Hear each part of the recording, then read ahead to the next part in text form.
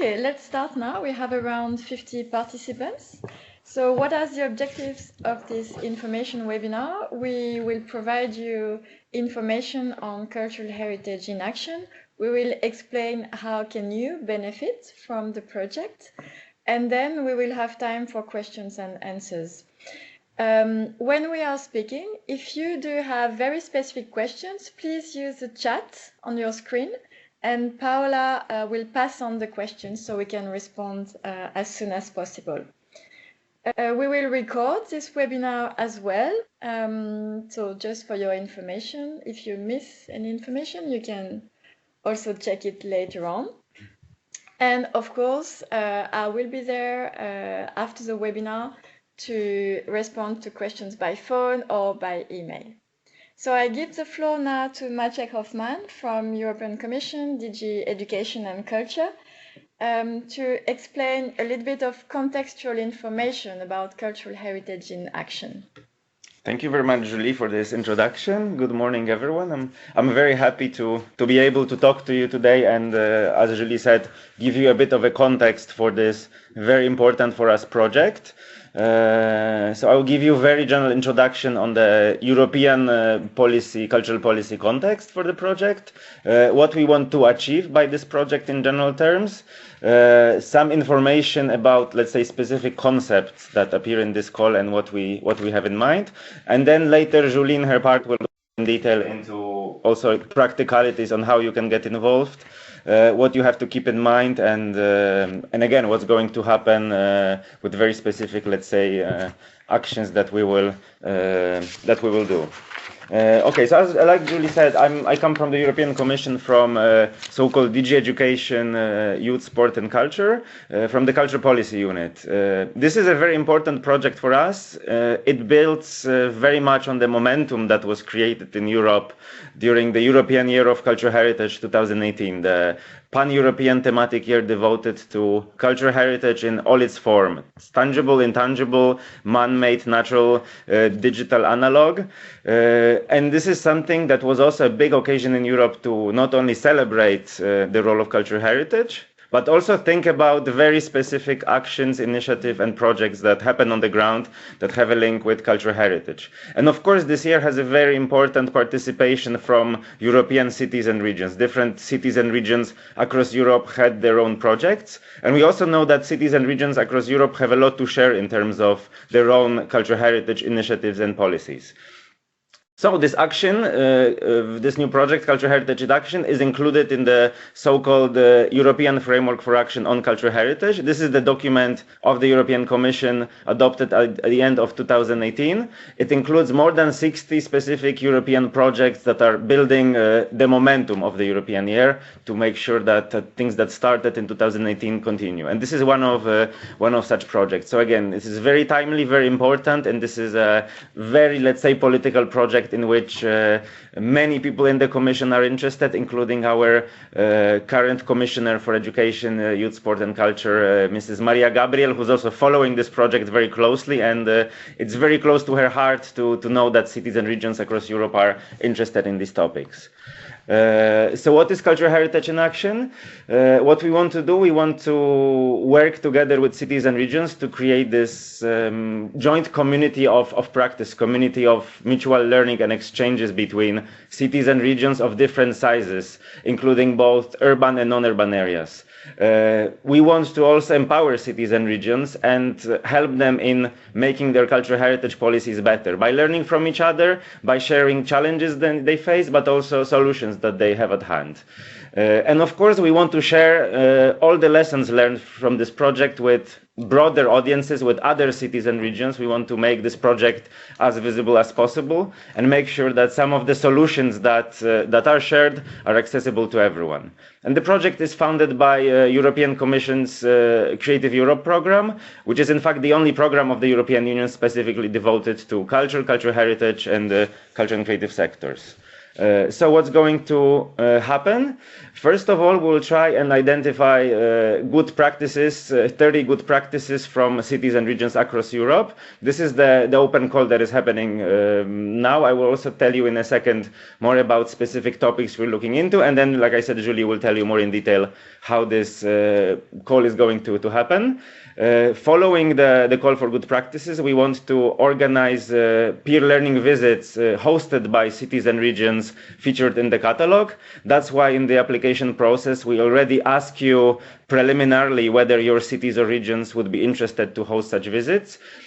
Each visit is supposed to gather more than 20 participants coming from other cities and regions. We will have an open call for participation in these to, again, build up this learning community to make sure that we can involve different local and regional policymakers and selected local stakeholders that work on cultural heritage projects. So these can include, of course, civil society organizations, experts, possibly also people from academia. And all of this, of course, is going to feed into analysis and recommendations that will come out of the projects that we can also share with everyone and make sure that some of the lessons learned are available to everyone. So the project is implemented by the consortium led by Eurocities in partnership with KEA European Affairs, ERIN, which stands for European Regions Research and Innovation Network, Europa Nostra, as well as ACE, Architects Council of Europe. This is a very, very interesting and powerful consortium, I must say, with each and every partner bringing different expertise to the table. This consortium was selected by the European Commission last year following an open call for tenders that we organized. And again, we're very happy to work with these partners as the European Commission, and we're looking forward to putting in place this amazing project with them, and of course with you as cities and regions and local stakeholders that will hopefully join us. So how do we understand cultural heritage? I mentioned it already a bit. We have a broad understanding of what cultural heritage is. The definition you see here comes from Council conclusions from May 2014 on cultural heritage as a strategic resource for sustainable Europe. And this is our vision of what cultural heritage is. This is something that was inherited from the past. It can have many different aspects, and it is something we can use for building better, more cohesive, also economically better future. So again, we look at cultural heritage as some kind of very important resource and very strategic asset. And this is something we also want to have as a departure of point in this project. There are three specific topics we want to look at in this project. First of all, participatory governance of cultural heritage. If you look at the application document, you also have links to some European strategic documents and policy recommendations on these specific topics. But very briefly, participatory governance of cultural heritage as the idea of, again, involving local communities in decisions about cultural heritage, getting the knowledge from local communities in decisions of on cultural heritage, and making sure that we all make conscious decision on cultural heritage with everyone, all the actors involved. This is one of interesting keywords that is very, very present on the European level, and we know that there is a lot that cities have to share on this topic with their participatory practices that they use. Second topic, adaptive reuse of cultural heritage. This is also a very, very, let's say, kind of contemporary and important topic. So how unused, empty cultural heritage spaces can be refurbished, can be given a new meaning, a new life.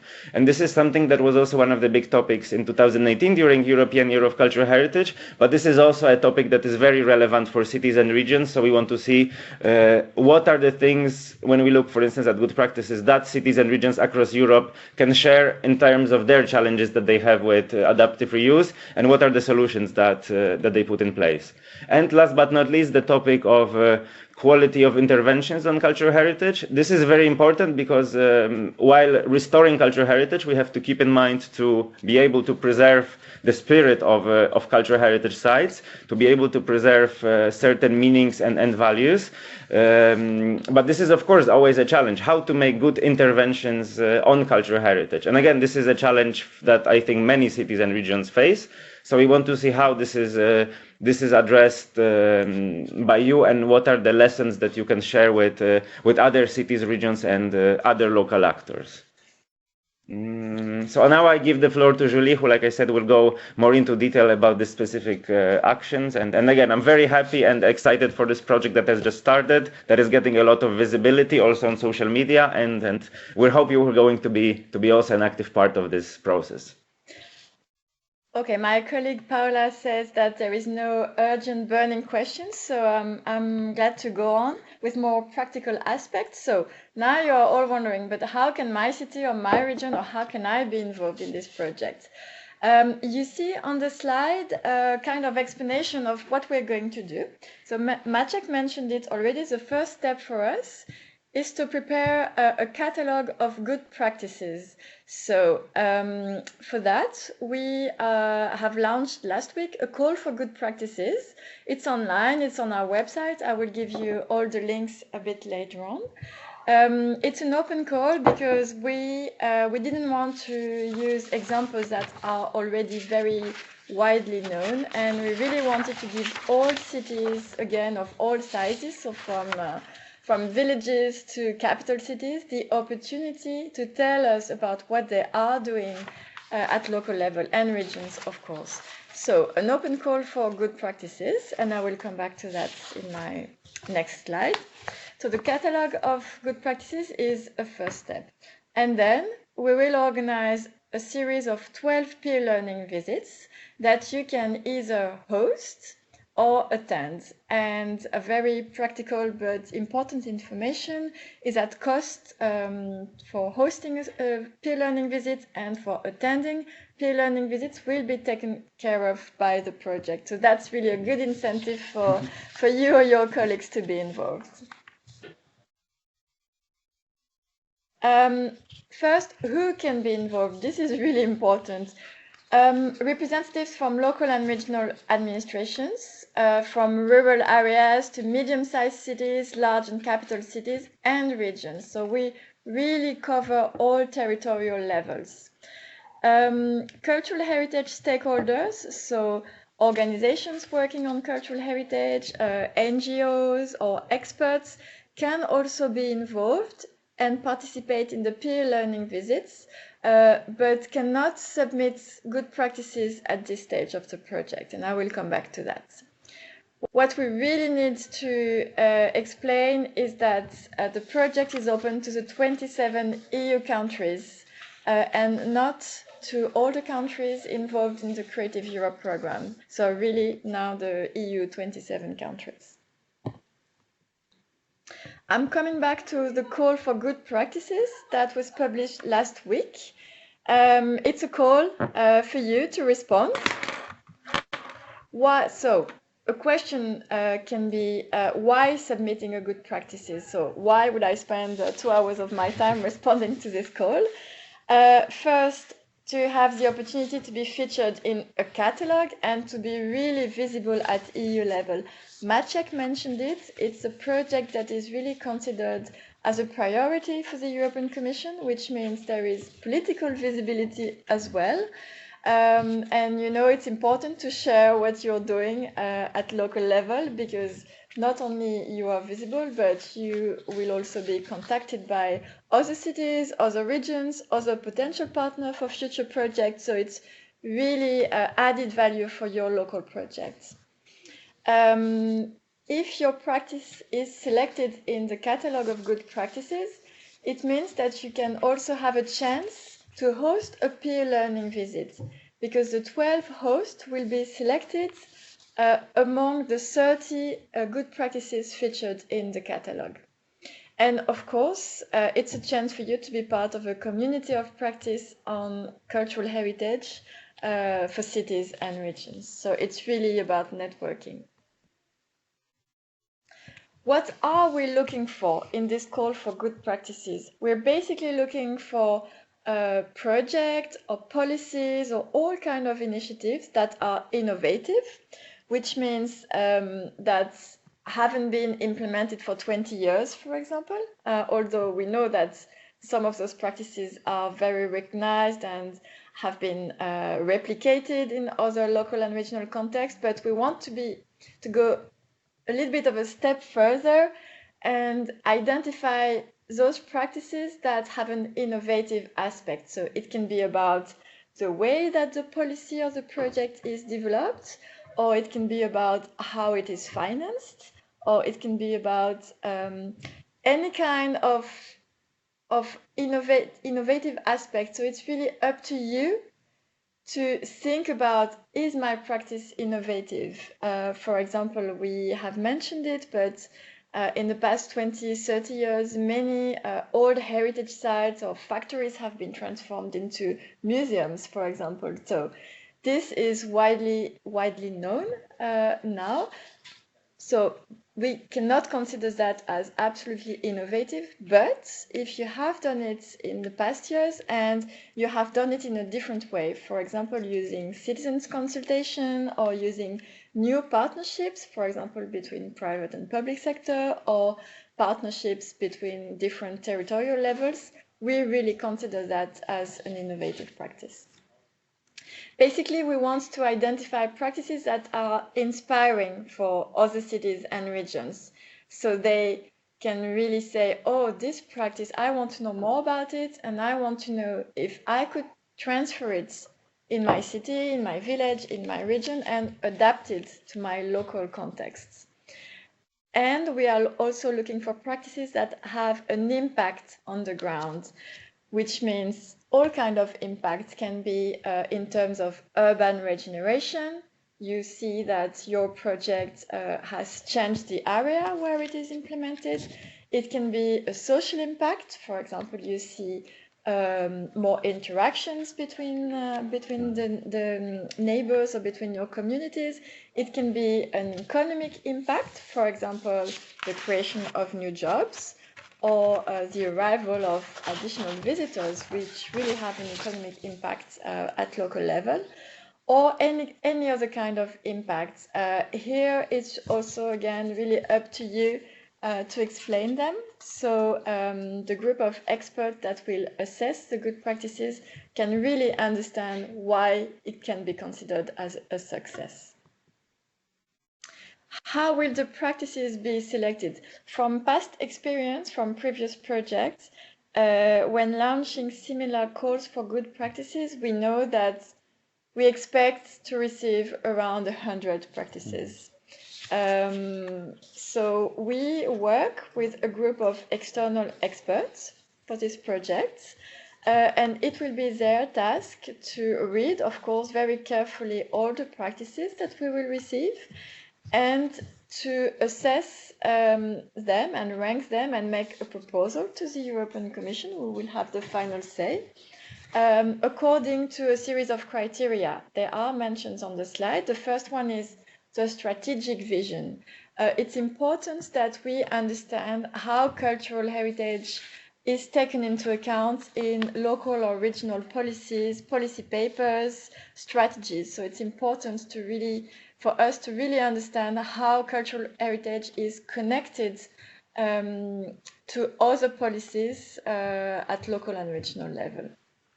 Then, Maciek mentioned it, it's important that the practices share the same objectives as recent EU strategic document on culture and cultural heritage. So in the call for good practices, we have inserted links to those documents, including the European Agenda for Culture. Another criteria will be the impacts and results. I mentioned them in the previous slide.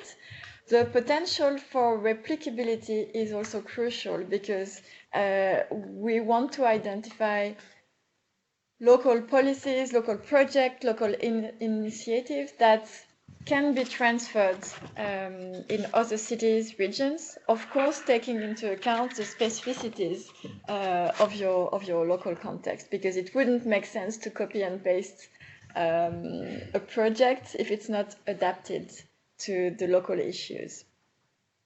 And last one will be the thematic balance between the three topics that Maciek mentioned, and geographical balance, and balance between rural areas, capital cities, and regions, of course. So Paula is taking notes of your questions at the moment, and we'll come back to them after the following slides. How can you submit a practice? You just have to fill in a Word document. It's online, so it's on the website of the project, culturalheritageinAction.eu.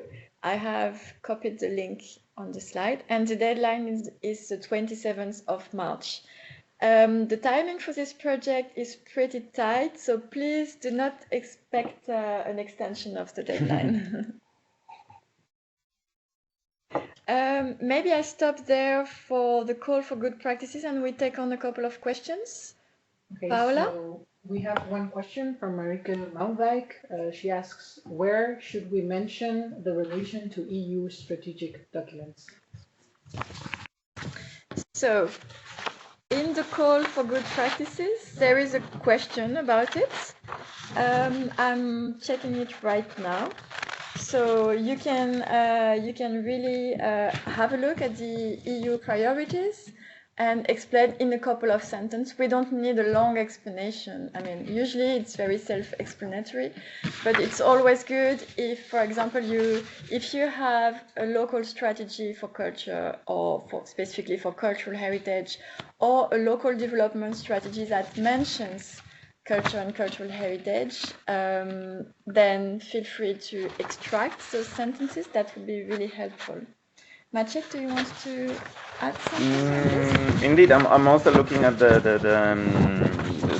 application document, and like Julie said, the idea is, of course, we are very interested in your local and regional policies and strategies you have in place. It's more the idea for you to explain in the application whether, after looking at these European policy documents that are mentioned in the call, whether you see some similarities. And this is also very possible that you will, because many of these EU documents related to EU cultural policy, cultural heritage policy, relate, of course, to the role of culture for social cohesion, the role of culture for economic development, the role of culture for social inclusion. And again, these are the topics that are very important on the local level. So I'm quite convinced that many of your practices will have direct or indirect link to these European documents. It's more, again, like Julie said, to explain in the application how do you see this kind of, let's say, European context in what you do on the local level, and the connection between the European policy and your local policies. I think it's very much about showing that your city, your village, your region share the same view, same objective. Of course, we don't expect that EU policy documents are mentioned in your local strategies for cultural heritage. But as Maciek said, it's really about highlighting that your practice or your local policies wants to foster for example, social inclusion through cultural participation. It's about the vision that you possibly share. Yes, or wants to foster economic development through an additional, creation of new jobs, or providing training opportunities. Yes. Okay, so we have another question from Adelino Manuel dos Santos Gonçalves. He says, is that mandatory? The good practices we are looking for relate to listed cultural heritage? I understand that we're considering all kinds of heritage, but what heritage is for some cannot be for others, isn't it? Yes, you're right. We don't restrict the call to listed heritage buildings. But as Maciek explained at the beginning, the understanding of cultural heritage is really wide. It's about all the things that we transmit from a generation to another generation. So again, we trust that you will know what can be considered as heritage at your own local or regional level. Mm-hmm. To add to this, of course, indeed, like Julie said, our understanding of cultural heritage is quite broad.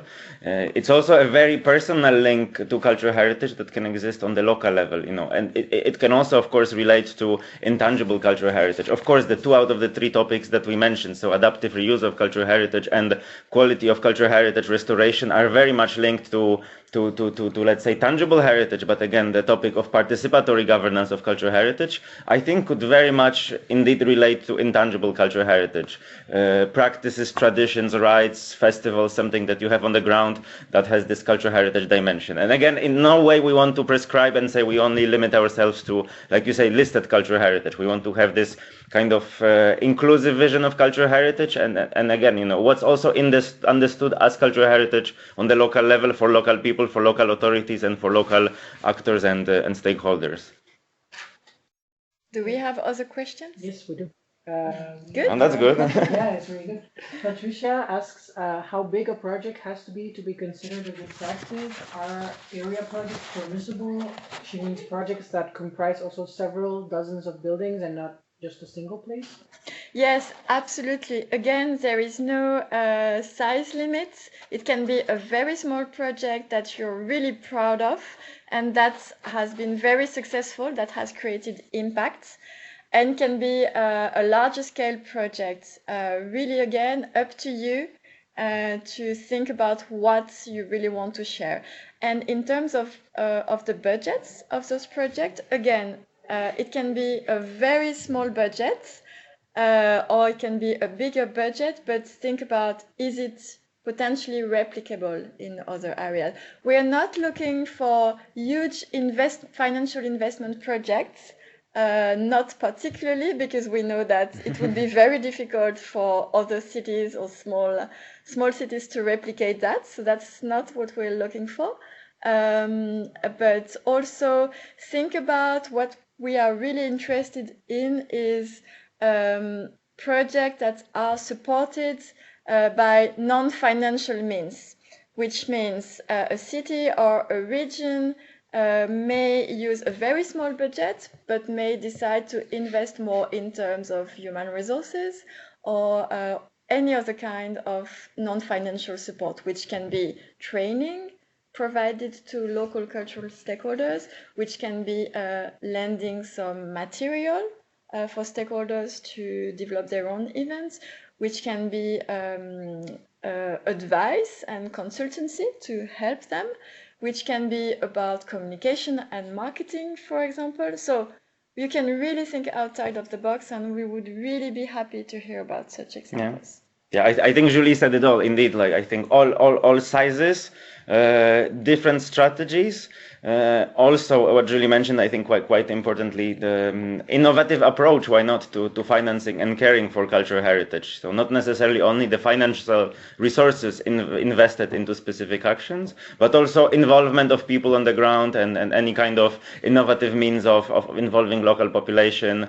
Crowdfunding, I don't know, you name it. Again, you know, we want you to share with us what you have at hand. And again, you know, this call is open to local authorities, regional authorities, and municipalities, villages, entities of all sizes. We want to also try and strike a good balance, both for the catalog and the study visits, learning visits, to have this different perspectives represented in the project. Okay, Pamela asks if it's possible to submit more than one practice. So, hello, Pamela. It is possible. It is possible, but please do not send 4 or 5. Mm-hmm. I know that there are many interesting practices in the city of Bologna. Mm-hmm. Please try to identify those that have not been widely spread through other EU-funded projects, for example. Mm-hmm. But again, I know that you will select 2 or 3 that are particularly relevant. Mm-hmm. Yeah, but I think it's also the important point on geographical balance, because we are sure that your cities and regions have a lot to share, way more than possibly one practice. But indeed, since we want to make sure that the project has also geographical balance between different parts of Europe, different sizes of municipalities, cities and regions, again, we would want to really probably, you know, select as many as possible coming from different entities. So like Julie said, it's good to, if you try maybe and restrict yourself somehow and look at the most innovative practices and the ones that maybe are slightly less known than others.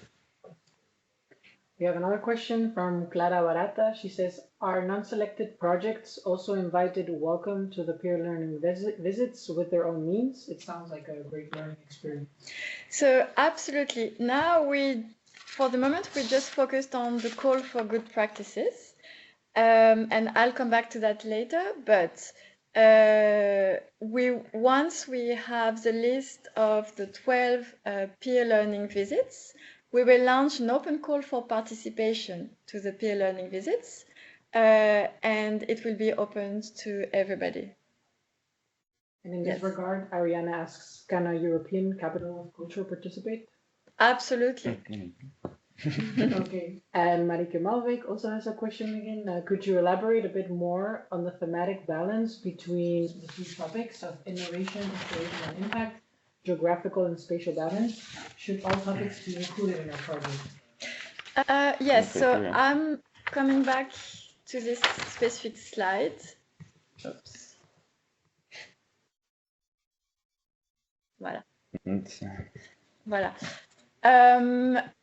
I would say that really all the criteria are really equal.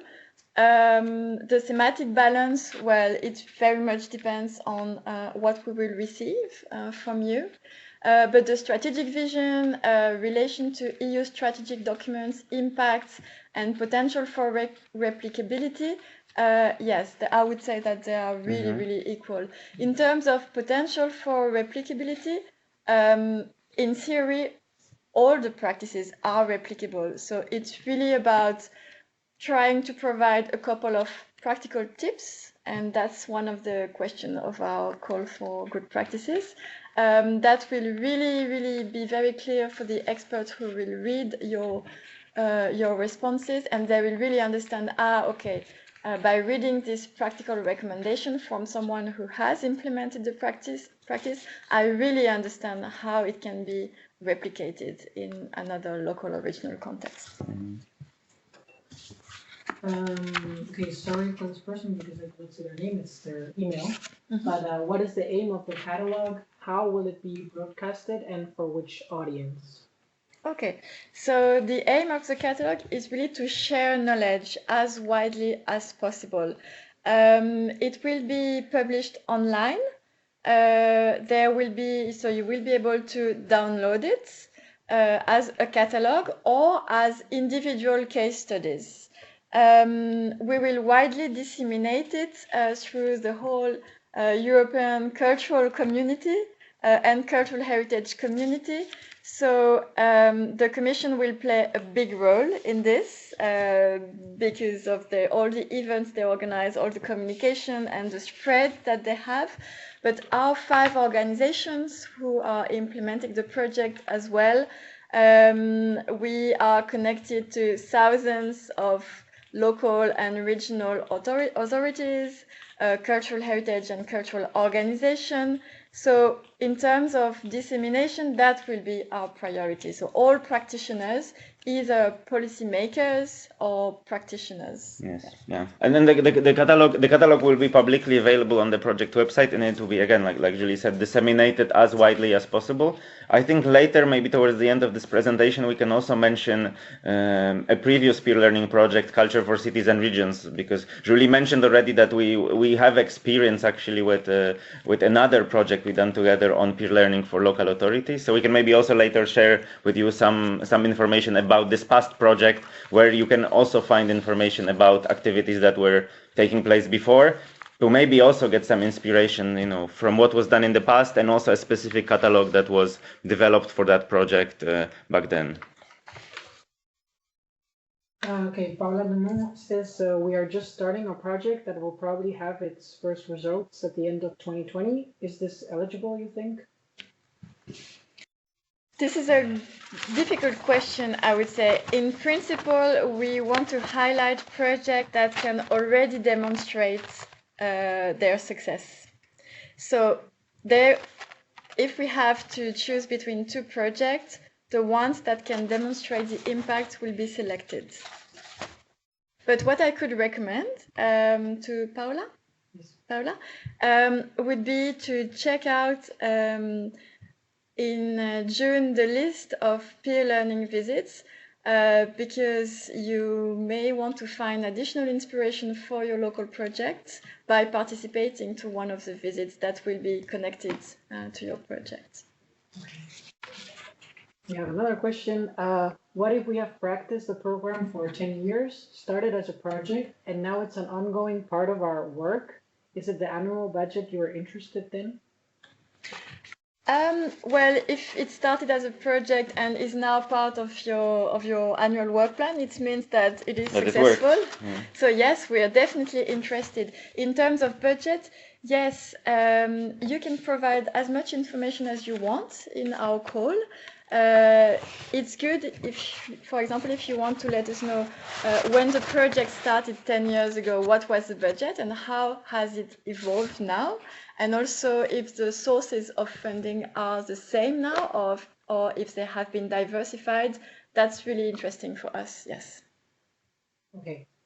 Many questions. Yes, Francis, we're almost done with the ones uploaded so far. Francis de la Son asks, can we refer to projects that have been funded by other EU programs?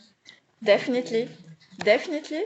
And you will see on the call for good practices that you can explain and let us know which EU-funded program have been used. Yes. Okay. And I come back to that. In particular, if those projects have been funded by programs other than Creative Europe, I think it's particularly interesting also to show that cities and regions can use programs that are not particularly focused for cultural projects. That's also very interesting. Yes. Yes. And if I may add on this, of course, this is very interesting, given the current context and the negotiations on the future EU budget and future programs that is happening right now. This is also one of the moments to give inspiration, so to speak, for future programs, future actions. So this is, like Julie said, also very interesting to see what are possibly other programs of the EU other than Creative Europe that can benefit local and regional authorities. For instance, very particularly speaking, cohesion policy, European Regional Development Fund that of course supports cultural heritage projects in many cities and regions. We're very interested in this kind of examples as well. Okay, we have two more questions. Two more questions. Lori asks, do we have to fill in this form for this call to be able to participate to the peer learning visits? No, they are completely independent. So now we just discussed about the call for good practices, and another call, a call for participation to the peer learning visits, will be issued in June. And you will talk about it, yeah. Yes, I will explain it in my forthcoming slides. Yes. So then the next question has just been answered. Okay. The next call for peer learning visits. Very good. So I'm just checking on time. We're slightly running out of time, so we'll have to move on to the peer learning visits. So what is a peer learning visit?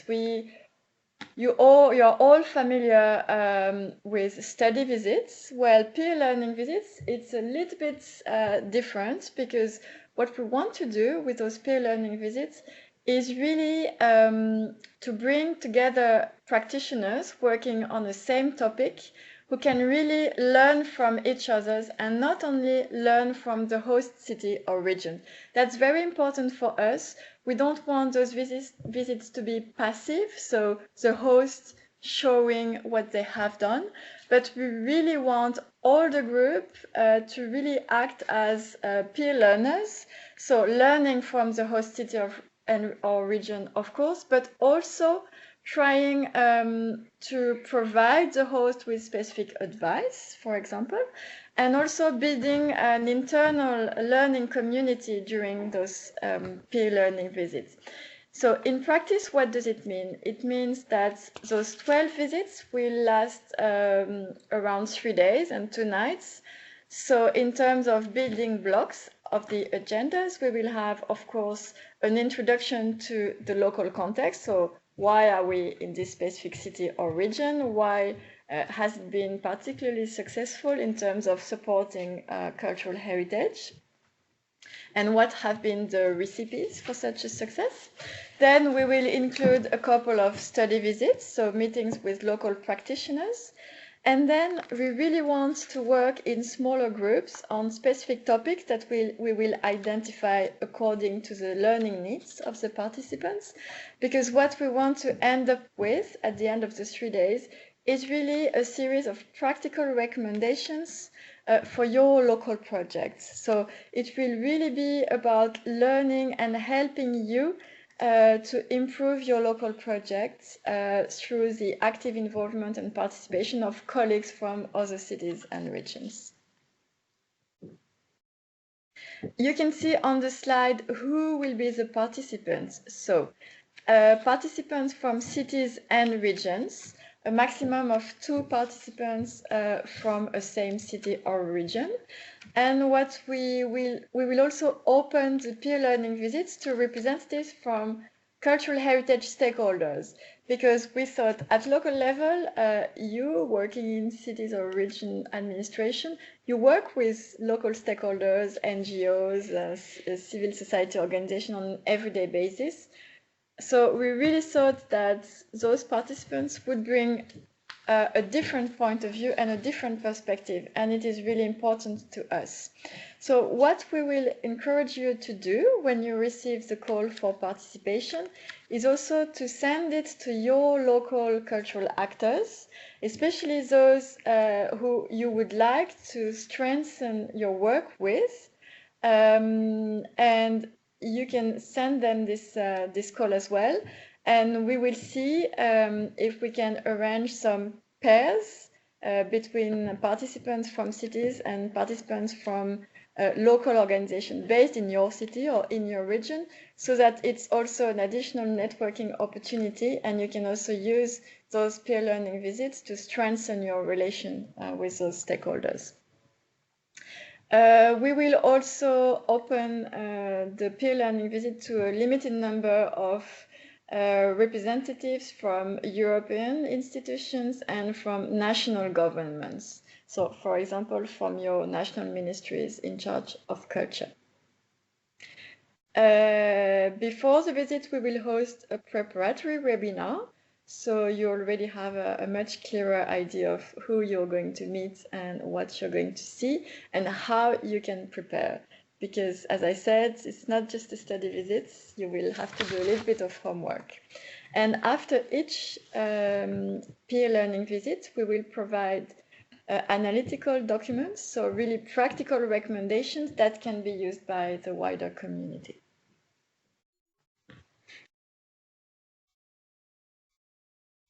So we will also be looking for 12 host cities or regions to host the peer learning visits. The important information is that to host a visit, you will need to be featured in the catalogue of good practices. So what are the good reasons for hosting a visit? Well, it's really about sharing your local practices. It's about learning from and with the visitors, because when you receive a group, you also receive additional views, additional perspective on what you're doing at local level, and sometimes it can act as an eye-opener. Oh, yes, it's true, we've been doing this for 5 years, it works well, but oh, this person asked me a very strategic question, and it really inspired me for the future of this action. It's also a way, when preparing to host a peer learning visit, to connect or reconnect with your local cultural stakeholders. And we know that many cities who hosted peer learning visits in the past told us, oh, it was also very useful internally because it was an opportunity for me to connect with colleagues who I don't work with on a regular basis. And it was really a momentum, and we decided that we need to strengthen this cooperation, internal cooperation as well. So you can also see it as an opportunity to work together with colleagues and stakeholders. And again, it's a nice way to be visible at EU level. So how to host a visit? So first, the main condition is to be featured in the catalogue. Then, when you respond to the call for good practices, you will find all practical information, and you will see that there is a question about a very early expression of interest. So it's non-binding at all. It's just for us to have a clearer idea of how many cities or regions would eventually be interested in hosting a peer learning visit. But in any case, we will launch a restricted call to the 30 cities and regions featured in the catalog at the end of April or early May. And in this call, we will ask you, why do you want to host a peer learning visit? Why do you think it's important for your city or region? We will also ask you to highlight the main local initiative that you would like to share. And we will also ask you a kind of political commitment, not that we want the mayor to be there, of course, but we just need to ensure that your willingness to host peer learning visit is supported by your director or by your deputy mayor in charge of culture. You're or serious about it. Yes, we want serious applications, of course, but we know that we will receive serious applications. Hosting the visit will take place between I mentioned before, but it's a mistake. It's between September and March, April next year. Important is we will take care of the logistical aspects, which means we have colleagues in our consortium who are events organizer. So they will take care of course, with your kind cooperation, of booking hotels, booking venues if necessary for the meeting. We have budget for that. And we will also take care of all the travel and accommodation for the visitors. And now about attending peer learning visits. How to attend? Well, it's very simple. In June, we will publish a calendar of 12 peer learning visits. So each of those visits will have a very clear title and a clear focus. We will ask you to select the one that really suits your learning needs.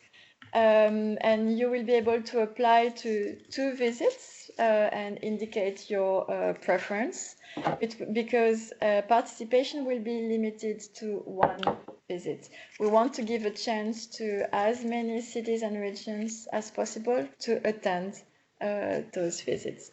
So you will respond to an open call in June, and we will come back to you probably in the course of July.